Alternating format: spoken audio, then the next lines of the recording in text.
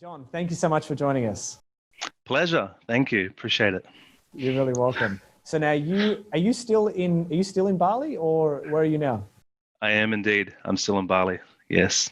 Fantastic. And how long have you been there for now? Around almost 5 years approaching. Wonderful. And what a Mm, wonderful way to be able to utilize your skills from anywhere in the world. definitely. Yeah. Absolutely. And so John, you've been coaching for how long now? About that same time, so around about the 5 year mark. Yeah. And so what inspired you to join our school and become a coach? And maybe if you can take us back to Mm, 6 years ago, and how was life different and what were you doing? sure.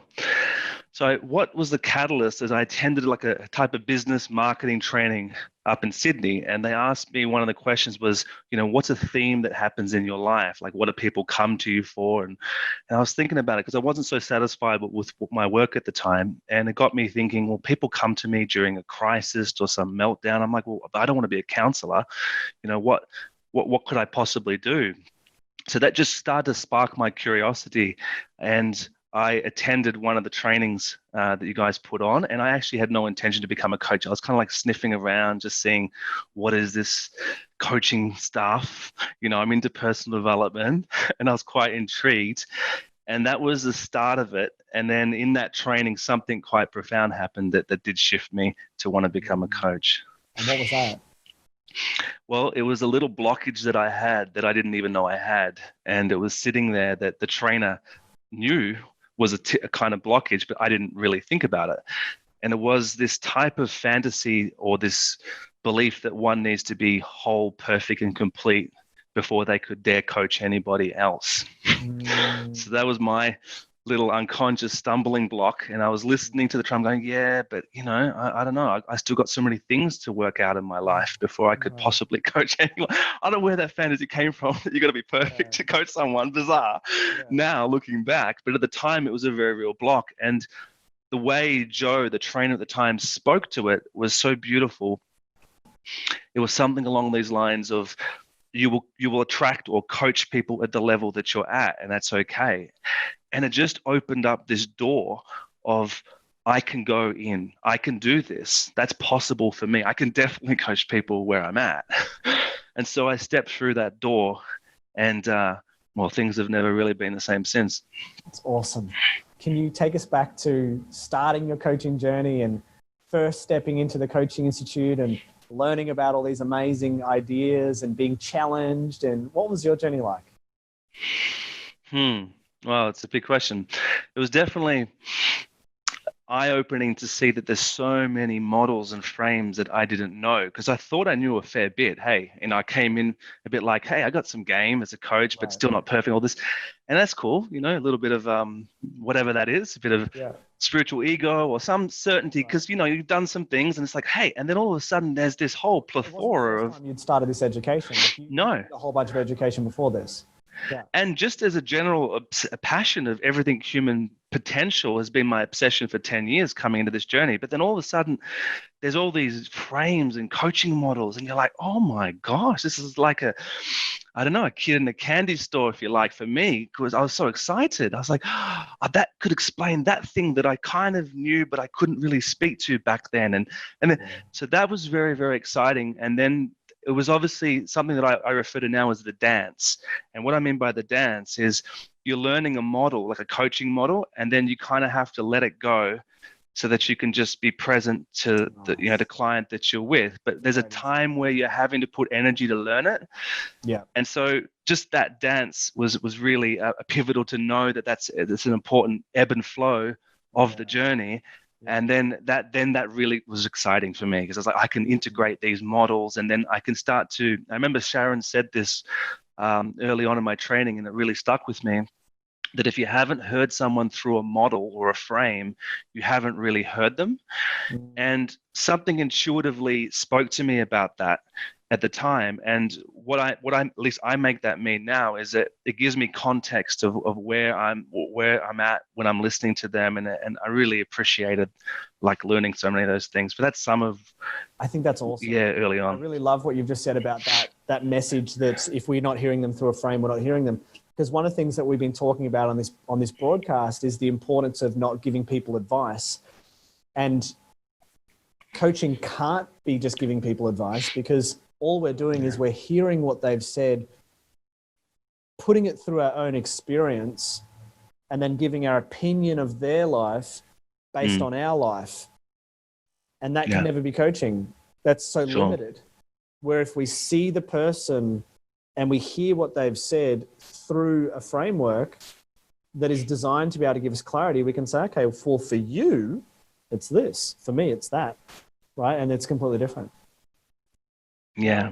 Tell us a little bit about how you've grown personally, because I know I know you as a friend, and I know that you've grown so much as an individual. Share with us, what are some changes that you've gone through as a result of this journey, and especially maybe the community that you've been around, but how have you grown as a person? I would say, well, there's a lot of growth, and it's that constant not knowing what you don't know, and being around conscious people, being part of a community that are also on this journey with you, helps shine a light of awareness into you, and you get to speak that out and just be around those people. That really speeds up one's own growth, if you like, if I could use that word. So that's been incredible, just having the community and being around like-minded people, and reflecting back through coaching and through these different models. On a personal level, I think a lot of it was getting in touch deeper with my emotions and some of the stuff that I hadn't accessed with some of the other coaching stuff that I'd done and the other journey that I had. There was a lot of bypassing some of the feelings and a lot of the emotions that I was running from unconsciously and not even knowing that I was doing that. And learning to develop that relationship and spend more time there has really opened up a tremendous amount of things for me to hold. I guess you could say the word space or presence or connection in romantic relationships. Even here, one of the clients that I'm working with is going through a prolific vexation challenge. And what he really appreciates is just being present to him as he's going through that. And I don't think that can come, well, I know with certainty that can't come unless you've done the work yourself. Yes. So that you can actually feel stable in that chaos or in whatever's going around you, and bring that presence or that love or that grace or whatever it needs to be brought into that. So I think the biggest, to bottom line, it would be that deeper personal work, and then what that enables me to bring into different spaces in relationships is a profound gift. It's beautiful and really, really well said. And I think that's a great insight for people watching into what coaching's really about. It's about holding an emotional space. And what you said is so spot on. We can't get there unless we do our own journey. And I think then to add back onto what you said at the beginning of this is that then you can't expect yourself to already be there before you do the work. Right, which I think is a thing that a lot of people do. They go, "Oh, well, now I'm fucked. I can't do this because I'm not perfect, and I wouldn't be able to hold the emotional space." Versus the whole journey of becoming a coach is about going on that journey ourselves, and then being able to walk through the door first. What you've said really, it's so important. Absolutely, totally. Yeah. Now, tell us a little bit about what you're actually doing. So, what do you do as a coach? You get to choose where you live, which I love. You get to be in beautiful, warm Bali. I'm a bit jealous that I haven't been able to come visit you for quite some time, and now I have no idea when I'll be able to visit you. Sure. I look forward to the time. But what are you loving about what you do for work and your ability to be able to do things like live where you want? My coaching journey, like so many of us on this journey, it evolves with who you work with at different stages of where you are and so forth. And it's been a wonderful journey. One of the highlights is getting to work with a young athlete when they had no world ranking and getting them to winning rounds in the Australian Open and then being featured as part of that journey on television. That was like a nice milestone of an accomplishment. But congratulations. Why it was, I know that the sport's really important to you, and I know that there's an element of achievement there for yourself. I think that's really wonderful. Thank you. And really what's the driver behind that is a lot of the lack of emotional intelligence that was in sport when we were growing up and we were playing as athletes. And so seeing that now vulnerability is something that's helping high performance. And even like world champions like Ash Barty, Australian, attributes vulnerability to her success, and even bringing that in with my client and seeing them release tension in the body and performing and winning on the big stages around the world. It's a phenomenal thing. So that's been a wonderful journey. And then where my coaching's gone from there is actually speaker training and helping people get their message out to the world. But interestingly enough, as I know you know so well, that's really about the deeper emotional journey as well. So you can learn the speaking models and so forth, but having the ability to coach and speak to the unspoken or speak to the parts that want to be acknowledged on perhaps a deeper level really supports any skill set that you want to go into where humans are involved. Which is kind of like a lot.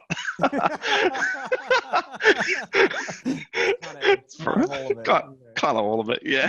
Unless you're an animal whisperer or something, you know. But so that's where it's been going. And now more recently, more cultures working with companies and listening to where they're not acknowledging and where they're not living their standards because of a blockage and so forth. So it's a really core skill set that's enabled me to journey to lots of places and lots of more moving forward, which is super exciting. I really love what you've said, and you've languaged it really well, John. The importance of it not just being, a lot of people see coaching as this real narrow set of tools where it's like, okay, can I help someone get clarity on an emotional block or not? And do I really want to do just that one thing? Or is it about helping someone improve their business? Where I very much see it the exact way that you see it. And I just love it, that it's about who we are. It's a being.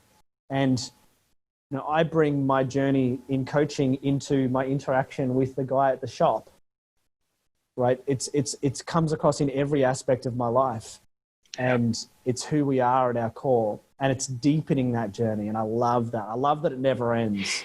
Is that something you love as well? It's like, I'm trying to hold back the beaming grin when you say that. It's I prolifically love that would be the word that would come out. It's a deeply exciting thing to then scale this journey and go, wow, we get to play in this space and bring that connection presence to all the different environments we're in. I think it's a truly beautiful gift that we get to give ourselves and to each other. It's been wonderful to watch your journey, because like it is for everyone who's successful, the journey goes like this.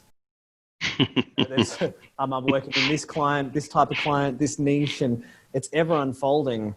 And you're a great example. And it's ever unfolding still now for you, going into corporate, going into doing culture development. And then if I interview you in a year's time, you'll be evolving into something else. That's just how it works. That's it. Yeah. So totally. What would you say to someone who's been watching this, who's inspired by your journey and is considering joining our community and starting their journey as a coach? I would say give yourself this gift. It is a gift. It truly is a beautiful thing to give yourself and those around you. I don't even want to dare imagine where my life would be if I didn't step through that door that was opened in that training. So yeah, I would say go for it, do it. It's beautiful. Thank you, John. Thank you for being part of this. Pleasure. Appreciate it.